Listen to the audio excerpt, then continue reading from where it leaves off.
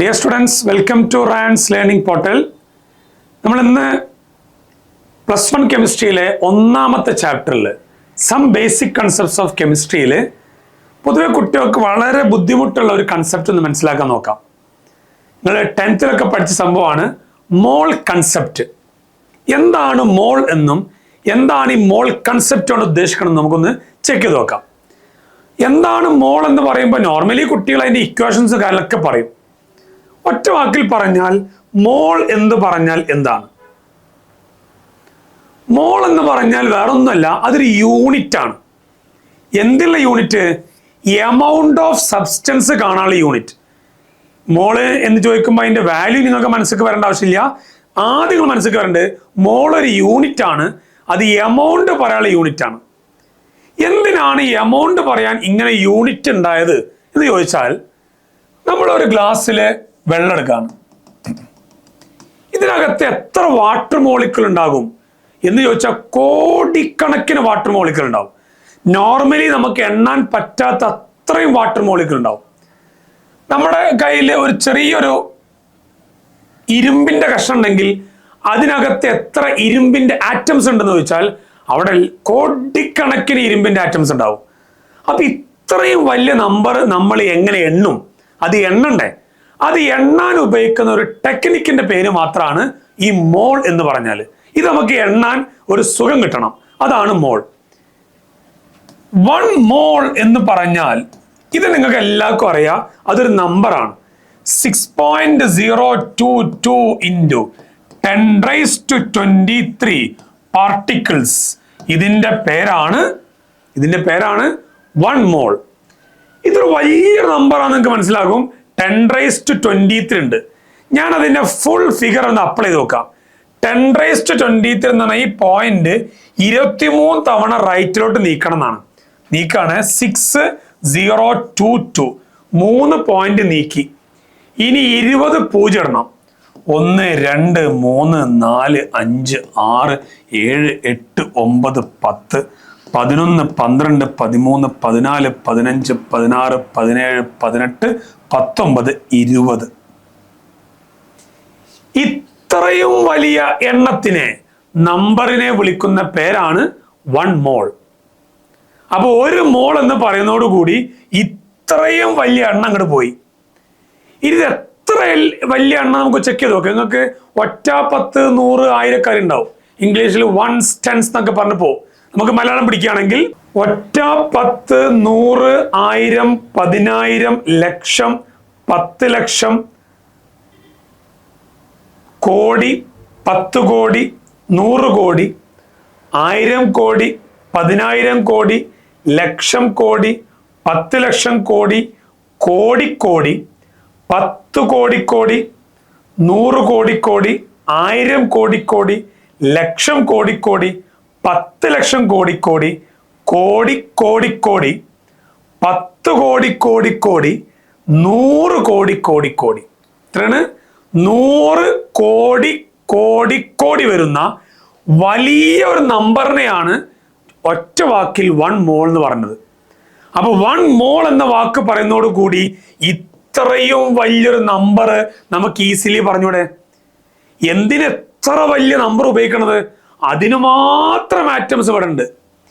ഈ ലോകത്തുള്ള മൊത്തം മനുഷ്യന്മാരെ എണ്ണാൻ, കൗണ്ട് ചെയ്യാൻ നിങ്ങൾക്ക് ഈ മോൾ എന്ന യൂണിറ്റിന് ആവശ്യമുണ്ടോ എന്ന് ചോദിച്ചാൽ എന്താ പറയാ?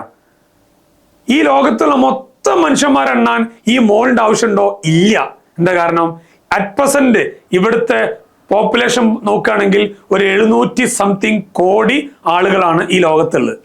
അങ്ങനെ ഒരു നമ്പർ എണ്ണാൻ ഈ മോളിന്റെ ആവശ്യമുണ്ടോ? മോൾ എന്ന് പറഞ്ഞാൽ 100 crore ആണ്. അത് മില്യൺസും ട്രില്യൺസും അങ്ങനെ പറഞ്ഞു പോകേണ്ടി വരും. അതിന് മാത്രം മനുഷ്യന്മാരില്ല. എന്നാൽ അത്രയും എണ്ണം, 100 കോടിക്ക് മുകളിലുള്ള എണ്ണം മോളിക്യൂൾസ് ഒരു ഗ്ലാസ് വെള്ളത്തിനുള്ളിലുണ്ട്. ആറ്റംസ് ഈ ഇരുമ്പിനുള്ളിലുണ്ട്. അപ്പൊ ഇരുമ്പിനകത്തുള്ള ആറ്റംസ് എണ്ണാൻ മോളിന്റെ ആവശ്യമുണ്ടോ? ഉണ്ട്. വെള്ളത്തിനകത്തുള്ള മോളിക്യൂൾസ് എണ്ണാൻ മോളിന്റെ ആവശ്യമുണ്ടോ? ഉണ്ട്. എന്നാൽ ഈ ലോകത്തുള്ള മനുഷ്യന്മാരെണ്ണാൻ മോളിന്റെ ആവശ്യമില്ല. ആ കൗണ്ട് ഡിഫറൻസ് മനസ്സിലാക്കാൻ വേണ്ടി പറയണം. അപ്പൊ ഈ ലോകത്തുള്ള മനുഷ്യന്മാരെക്കാളും എത്രയോ ഇരട്ടി ആറ്റംസ് ഈ ഒരു പെനിന്റെ ഉള്ളിൽ കാണപ്പെടുന്നുണ്ട്. അത്രയും വലിയ നമ്പർ ആയതുകൊണ്ടാണ് കെമിസ്ട്രിയിൽ ആ എണ്ണം പറയാൻ ഒരു യൂണിറ്റ് കൊണ്ടുവന്നത്. എന്താണ് ആ യൂണിറ്റ്? മോൾ എന്നാണ്. ഈ പറഞ്ഞ നമ്പറിനെ അവഗാഡ്രോസ് നമ്പർ എന്നൊക്കെ വിളിക്കും. ഒരിക്കലും അവഗാഡ്രോ എന്ന സയന്റിസ്റ്റ് അല്ല ഈ നമ്പർ കണ്ടെത്തിയത്. അത് ഒരുപാട് സയന്റിസ്റ്റുകൾ കൂടിയിരുന്നുണ്ടാക്കിയ ഒരു കാൽക്കുലേറ്റഡ് വാല്യൂ ആണ്. അദ്ദേഹത്തിന്റെ ഒരു പേര് അതിൽ കൊടുത്തു മാത്രം. ഇതാണ് അവഗാഡ്രോസ് നമ്പർ. ഇതാണ് മോള്. മോള് പഠിച്ചു കഴിഞ്ഞാൽ അതിന്റെ കൂടെ പഠിക്കേണ്ട ടേമാണ് മോളാർ മാസ്. എന്താണ് മോളാർ മാസ്? മോളാർ മാസ് എന്ന് പറഞ്ഞാൽ പേര് സൂചിപ്പിക്കണ പോലെ അത് ഒരു മോളിന്റെ മാസാണ്. Mass of 1 mole substance, mass of 6.022 into 10⁻23 particle. ഇത്രയും പാർട്ടിക്കിളിന്റെ മാസാണ് മോളാർ മാസ്. എന്നാൽ ഈ മോളാർ മാസിൽ ഒരു ചെറിയ ടെക്നിക്ക് ഉണ്ട്. ആ ടെക്നിക്ക് എന്താ അറിയോ? Atomic mass of carbon. Carbon എന്ന ഒരു ആറ്റത്തിന്റെ മാസ് എത്ര എന്ന് ചോദിച്ചാൽ അത് 12 AMU ആണ്, അല്ലെങ്കിൽ 12 U ആണ്. എന്നാൽ കാർബണിന്റെ മോളാർ മാസ് എന്താണ്? ഒരു മോള് കാർബണിന്റെ മാസ് എന്താണ് എന്ന് കാൽക്കുലേറ്റ് ചെയ്ത് വന്നപ്പോ എത്ര കിട്ടിയെന്നറിയോ? അത് 12 ഗ്രാം എന്നാണ് കിട്ടിയത്. അത് ബൈ കാൽക്കുലേഷൻ വന്നാണ്, ഞാൻ കാൽക്കുലേഷൻ അവിടെ കാണിക്കുന്നില്ല. Atomic mass of carbon 12 U ആണെങ്കിൽ molar mass of carbon 12 gram ആണ്. അപ്പൊ നിങ്ങൾക്ക് മോളാർ മാസ് പഠിക്കൽ സിമ്പിൾ അല്ലേ? ഒരാളുടെ അറ്റോമിക് മാസ് തന്നെയാണ് അയാളുടെ മോളാർ മാസ്. പക്ഷെ മോളാർ മാസ് നിങ്ങൾ ഗ്രാമിൽ പറഞ്ഞാൽ മതി. അതുകൊണ്ട് മോളാർ മാസിനെ ഗ്രാം അറ്റോമിക് മാസ് എന്ന് വിളിക്കും, GAM. ഇതുപോലെ നമുക്ക് മോളിക്യൂൾ വെച്ചും പറയാൻ പറ്റും. മോളിക്കുലാർ മാസ് ഓഫ് H2O എന്നത് 18 U ആണ്. ഓക്കെ, അങ്ങനെയാണെങ്കിൽ മോളാർ മാസ് ഓഫ് H2O എന്താണ് എന്ന് ചോദിച്ചപ്പോൾ വന്നത് അത് 18 ഗ്രാം ആണ്. അപ്പോൾ ഒരാളുടെ മോളിക്കുലാർ മാസ് തന്നെയല്ലേ മോളാർ മാസ്?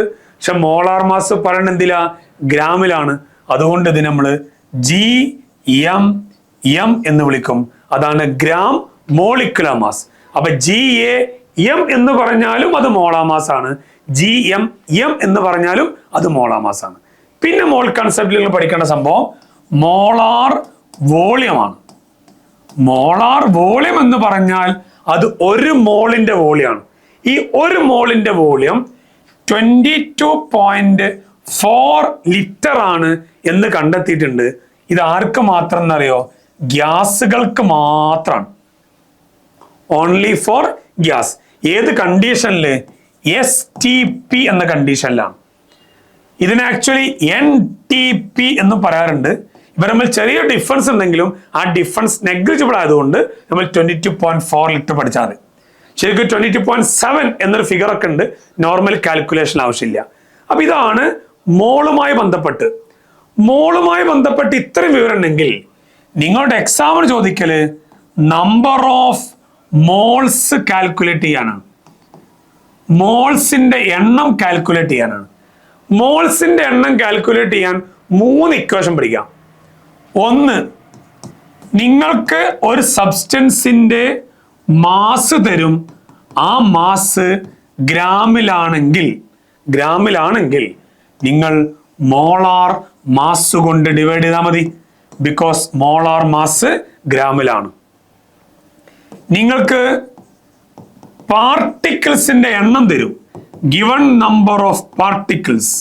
അങ്ങനെയാണെങ്കിൽ ഒരു മോളിലെ പാർട്ടിക്കിളിന്റെ എണ്ണമായ അവഗാഡ്രോ നമ്പർ കൊണ്ട് ഡിവൈഡ് ചെയ്താലും നമുക്ക് നമ്പർ ഓഫ് മോള് കിട്ടും.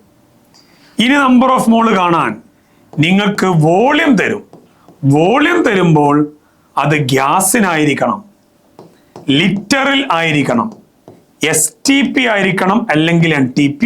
അങ്ങനെയാണെങ്കിൽ ബൈ 22.4 ചെയ്താൽ മതി. ഈ പറഞ്ഞ 3 ഇക്വേഷൻസ് ഉപയോഗിച്ചുകൊണ്ട് ഒരാൾക്ക് നമ്പർ ഓഫ് മോൾസ് കാൽക്കുലേറ്റ് ചെയ്യാൻ പറ്റും. അപ്പൊ ഇത്രയുമാണ് ഒരു കുട്ടി മോൾ കൺസെപ്റ്റിനെ കുറിച്ച് ബേസിക്കലി അറിയേണ്ട കാര്യങ്ങൾ. അപ്പൊ എന്താണ് മോൾ പറഞ്ഞു, മോളാർ മാസ് പറഞ്ഞു, മോളാർ വോളിയം പറഞ്ഞു. മോളാർ മാസിനെ ഗ്രാം അറ്റോമിക് മാസ് എന്നും ഗ്രാം മോളിക്കുലർ മാസ് എന്നും വിളിക്കുന്ന കാര്യം പറഞ്ഞു. കുറച്ചുകൂടി 2 പോവുകയാണെങ്കിൽ ഗ്രാം ആറ്റം എന്നൊരു വാക്കുണ്ട്, ഗ്രാം ആറ്റം. അതുപോലെ ഗ്രാം മോളിക്കുൾ എന്ന വാക്കുണ്ട്. ഇത് 2 റെപ്രസെന്റ് ചെയ്യുന്നത് മോളിനെ തന്നെയാണ്. ഗ്രാം ആറ്റം കൊണ്ട് ഉദ്ദേശിക്കുന്നത് 1 മോൾ ആറ്റം എന്നാണ്.